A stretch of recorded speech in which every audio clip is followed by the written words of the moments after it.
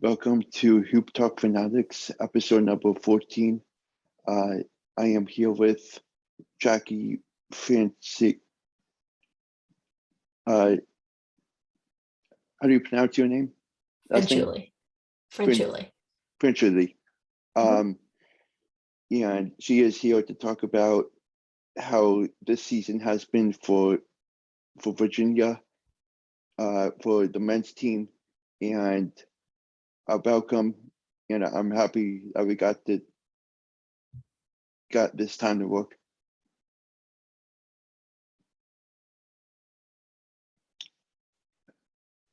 So my first question is, how did you become a reporter / writer covering college hoops? Yeah, sure. So I've been a reporter for probably like 10 years. Started off in local television and then moved over to cover sports after staying in news for a little bit. And then I just started covering college sports. I started with UVA and then I moved on to covering the Florida Gators for a little bit. And then I'm back here in Virginia to cover not only college basketball, but also college football and high school recruiting for both of those sports.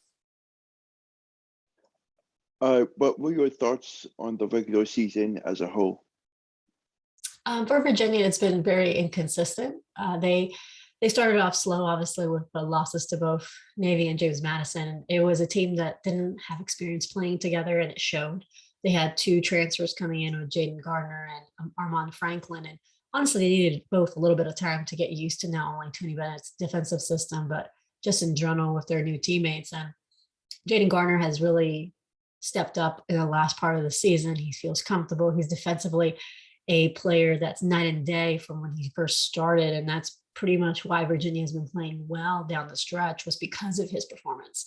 So so I think the problem Virginia had is that the season is not longer. I think if the season was a little bit longer, or they just started heating up a little bit sooner, they will be talking about going to the NCAA tournament. But right now, it's very difficult to see UVA making the tournament as it stands right now. Honestly, their big shot is winning the ACC tournament, and that's about it. Mm-hmm. What were your thoughts on Florida State's Matthew Cleveland's buzzer beater against UVA? Yeah, it was, UVA struggled a lot this season with just controlling like the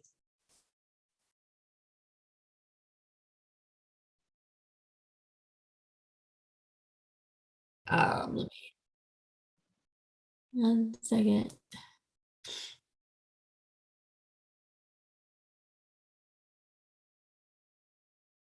All right. It's trying to load the video. Okay. It's still thinking. So you want to add? What are your expectations moving forward into the ACC tournament? I think Virginia is a team that's might struggle in a tournament setting. I'm curious to see what their bench is going to look like. They haven't had much production from the bench this year, so playing games one after the other, I think, is not going to be one of the strengths for this Virginia team. It has been a strength for previous Tony Bennett's team, but not this one. So they've been working with a short rotation and a short bench. So the tournament setting could be tough for them.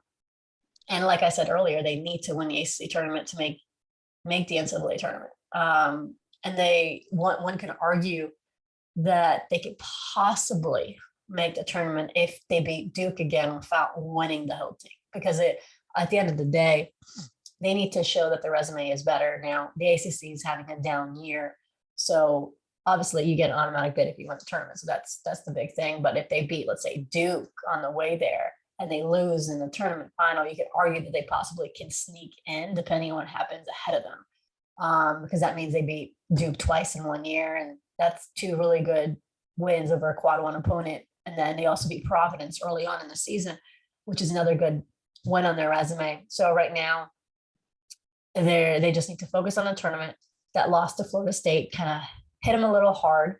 But at the end of the day, they just need to focus on Louisville first. I know we talked about the tournament, but if they lose against Louisville, they just need to win the tournament. And it's going to be hard to get some momentum here. I think this week off between games, because this is the first time in a little while we didn't have that short time period, is going to help UVA to kind of get their mentality down. Obviously, they prepared so much for that home game against Duke, and it was an electrifying atmosphere. But you can tell that the team didn't have the same amount of energy when they played against Florida State. And when you face a team like Florida State, their physicality and just their length is going to cause you problems.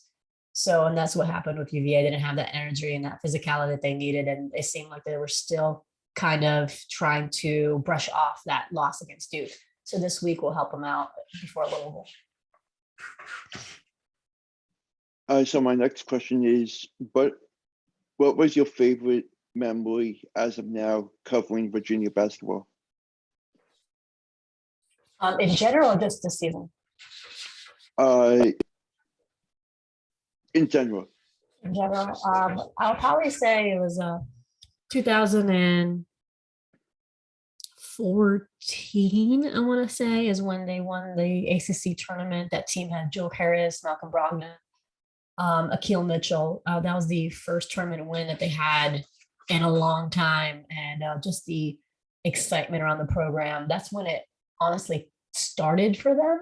So yes, they won the national championships a few years ago, but at that point I was not covering them. I was covering the Gators, but I still remember that 2014 tournament was kind of like the turning point for the Cavalier program. And that group of athletes were fun to cover. So that was probably that winning the ACC tournament was probably the biggest memory I have of the covering UVA. My next question is, what is a typical day for a writer like yourself on game day?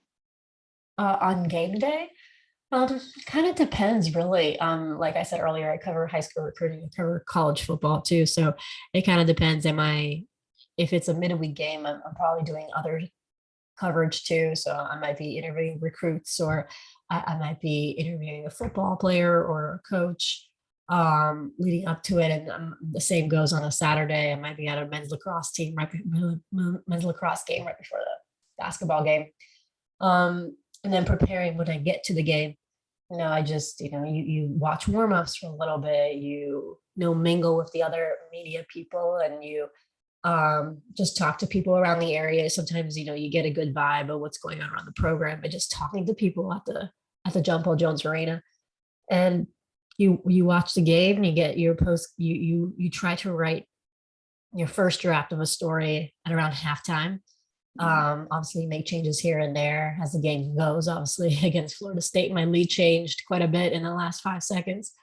And then you do post-game press conference, and then you just write your post-game stories from 20 minutes press conference. And then you kind of shift, you're kind of like the players, you shift to your next thing. After the Florida State game, after the Duke game, the first story that I did was how does this affect their NCAA tournament chances?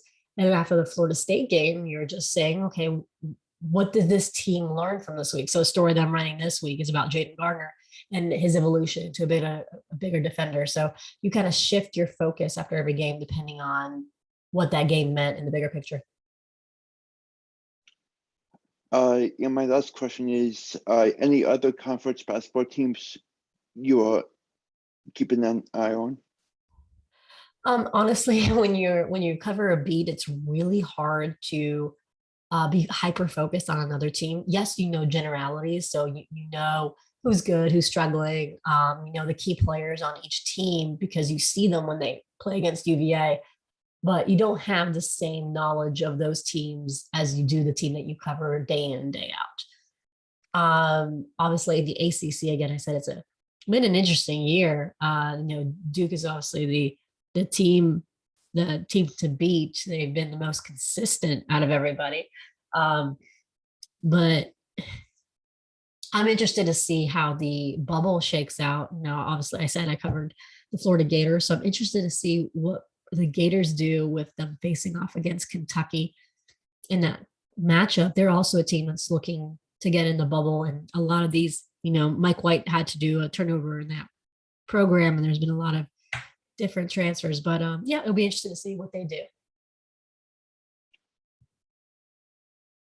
Okay, thank you so much. Yeah, no problem.